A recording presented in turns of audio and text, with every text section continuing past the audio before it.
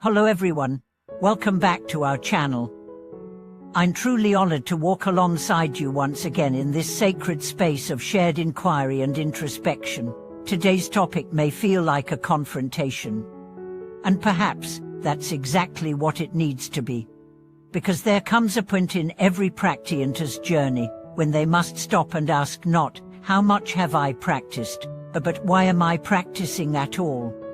Not what have I learned, but what have I become? So let me begin with the bold question that anchors our discussion today. Are you really practicing Buddhism? Or are you using Buddhism to reinforce the very ego it was meant to dissolve? You might be surprised at how common the latter is. It happens silently, subtly, beneath the surface of good intentions and virtuous routines. People chant, recite, study, attend pujas, follow all the utter forms, they keep precepts, eat vegetarian, wear malas, but deep inside, they remain unchanged. Or worse, they become more rigid, more judgmental, more attached to the identity of being spiritual. Let me tell you a story. There was once a devoted woman who had been a Buddhist for 10 years. Her schedule was immaculate: morning chants, evening meditations, monthly offerings, countless sutras memorized. To outsiders, she was a model practitioner. But inside her home, tension reigned. She was short-tempered with her children, dismissive of her husband, and critical of anyone who didn't get the Dharma the way she did. She wore her practice like armor, not to protect love but to protect her pride. One day, during a Dharma cure, she asked a teacher, "Why is it that the more I practice, the more isolated I feel? Why is my family turning away from me?"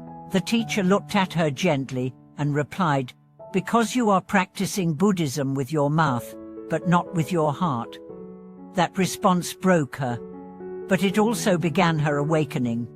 She realized she hadn't been practicing for liberation. She had been practicing to feel superior.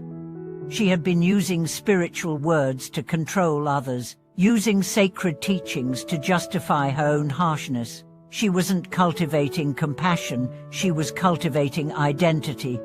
That story is not rare. Many of us, unknowingly, fall into the same trap. We confuse ritual for realization. We seek validation through virtue. We become attached to the image of the good Buddhist, the pure follower, the wise one in the group. And in doing so, we solidify the very self that the Buddha taught us to transcend. This is the spiritual ego. It wears robes, it quotes sutras, it speaks softly and smiles humbly, but underneath, it craves approval, fears judgment, and clings to control. It may not boast with words, but it boasts silently in the mind. "I am more enlightened than you. I practice more than you. I know more Dharma than you." And when we don't catch it, this ego becomes even more dangerous than ordinary pride because it's hidden under a cloak of virtue. So how do we catch it? How do we avoid becoming a Buddhist by appearance and instead become a true student of liberation? The answer begins with one word: honesty. We must become brutally honest with ourselves. Not in a way that is harsh or self-punishing, but in a way that is courageous. We need to ask, when I chant, am I doing it with love or just to check a box? When I correct others, is it to help them or to prove I'm right? When I share teachings, is it to inspire or to impress? When I abstain from certain foods or habits, is it out of compassion or superiority? This honesty is not easy, but it is essential. Because the path is not about appearances, it's about essence.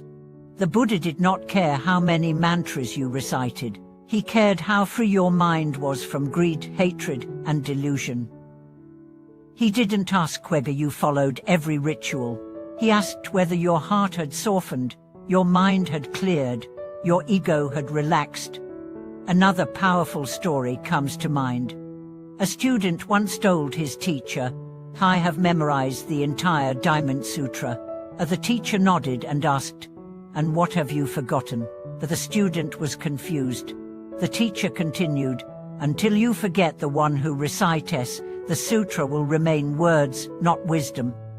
That is the challenge we face, not just to study the Dharma, but to let the Dharma study us, to let it break down our pride, our attachments, our narratives of specialness, to let it humble us.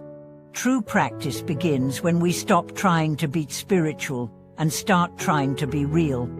Real with our anger, real with our impatience, real with our fear, and from that realness, we develop compassion, not as a concept, but as a lived experience.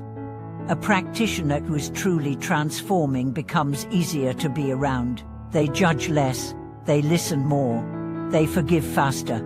Their presence doesn't demand attention, it creates space. They stop trying to convert others and instead embody the peace that others naturally want to learn from. That's what we should aspire to, not titles, not recognition, not perfection, but presence, humility, openness.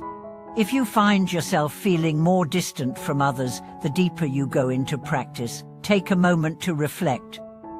Are you climbing a spiritual ladder that only you can ascend, or are you walking a path that brings you closer to humanity? Remember, the goal is not to become better than others. The goal is to become free from the need to compare. And don't worry if you recognize yourself in these words. That recognition is not a failure, it's a gift.